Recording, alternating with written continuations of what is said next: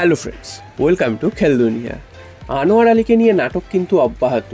একবার ইস্ট বেঙ্গলের দিকে তিনি ঝুঁকছেন, একবার তিনি মোহনবাগানের দিকে ঝুঁকছেন। তো গতকাল রাত্রিরে যে নিউজ বেরিয়ে এসেছিল তারপরেও কিন্তু আরও এক নিউজ বেরিয়ে এসেছে, সেটা কিন্তু মার্কাস মার্গুলাও জানিয়েছেন। মার্কাস মার্গুলার পরপর টুইট কিছু করেছেন, তো সেখান থেকে যে নির্যাসটা উঠে আসছে সেটা হচ্ছে আনোয়ার আলী সম্ভবত ইস্ট বেঙ্গলেই জয়েন করছেন এবং মোহনবাগানের সাথে তিনি মোহনবাগান থেকে তিনি বেরিয়ে আসতে চাইছেন।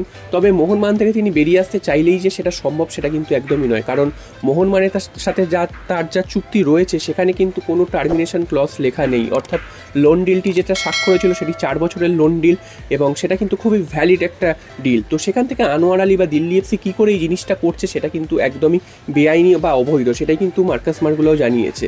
যদিও এইটা কিন্তু প্লেয়ার স্ট্যাটাস কমিটির কাছে যাবে, তারা একটা সিদ্ধান্ত নেবে।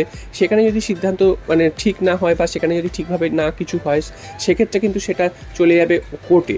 তো এখান থেকে বোঝাই যাচ্ছে যে আনোয়ার আলীকে নিয়ে যে কাণ্ডটা ঘটছে সেটা কিন্তু ভারতীয় ফুটবলে একটা অন্যদিকে মোড় নিতে চলেছে এবং সেখানে কিন্তু 2-3টে ক্লাব এবং রঞ্জিত বাজাজ তিনিও জড়িয়ে পড়েছেন এবং যে ইস্ট বেঙ্গলে তার যাওয়ার সম্ভাবনা অনেকটাই উজ্জ্বল, কারণ তিনি নাকি ভেতরে ইস্ট বেঙ্গলে সইও করে ফেলেছেন এবং তিনি কিভাবে সই করলেন, কিভাবে তিনি এটা পসিবল করলেন সেটা কিন্তু বোঝা যাচ্ছে না। তবে যেই সইটা তিনি করেছেন, মার্কাস মার্গুলার টুইট বা যে কন্ট্রাক্ট রয়েছে সেই কন্ট্রাক্ট অনুযায়ী কিন্তু পুরোটাই বেআইনি, অর্থাৎ তিনি কিন্তু কোনোভাবেই কাজটি করতে পারেন না। তো এবার প্রশ্ন হচ্ছে মোহনবাগান কি তাহলে ছেড়ে দেবে তাকে?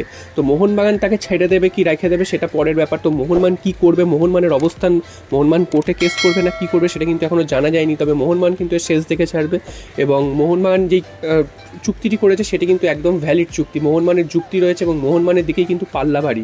যদিও আবার একটি প্লেয়ার যদি সে কোনো ক্লাবে না থাকতে চায়, তিনি যদি অন্য ক্লাবে যেতে চান, সেক্ষেত্রে সেই ক্লাবের তার কিছু করার থাকে না বা ধরে থাকার কোনো ব্যাপার থাকে না। তবে চুক্তি অনুযায়ী কিন্তু মোহনবাগানের পুরো রাইটস আছে তাকে ধরে রাখার।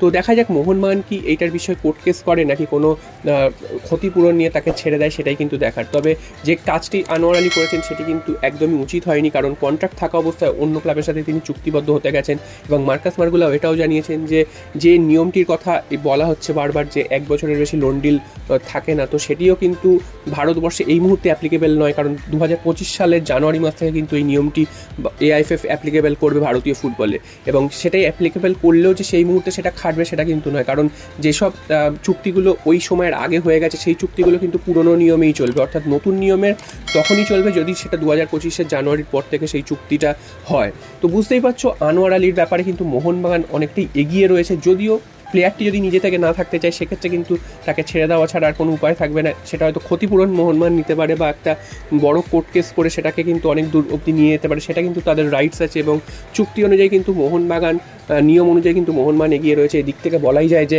আনোয়ার আলী বা দিল্লি এফসি কিন্তু একটা অনেক বড় জালিয়াতি করছে, সেই জালিয়াতিটা করা কিন্তু উচিত হচ্ছে না। এর ফলে কিন্তু আনোয়ার আলীর কেরিয়ারও কিন্তু অনেকটা ক্ষতিগ্রস্ত হতে পারে এবং কোর্ট কেস হলে তাকে কিন্তু ব্যানও হতে পারে। তো দেখা যাক শেষ পর্যন্ত কোন দিকে মোড় নেয়। তবে এই মুহূর্তে কিন্তু আনোয়ারের ইস্ট বেঙ্গলে যাওয়া অনেকটাই কিন্তু কনফার্ম, যদি না মোহনবাগান কোনো রকম কোর্ট কেস করে তাকে আটকে দেয়। তো দেখা যাক শেষ পর্যন্ত আনোয়ার আলীর কী হয়। তো এই নাটকটা কিন্তু চলতেই থাকবে, কারণ এটা কিন্তু এখনই মেটার নয়। প্লেয়ার স্ট্যাটাস কমিটির কাছে যাবে, তারাও একটা ডিসিশন জানাবে, সেখানে কী ডিসিশন হয় সেটাও কিন্তু দেখার। তো সব মিলে কিন্তু একটা জটিল পরিস্থিতির মধ্যে রয়েছে এই মুহূর্তে আনোয়ার আলীর ট্রান্সফার নিউজটা নিয়ে। তো দেখা যাক শেষ পর্যন্ত কোন দিকে কার জয় হয়।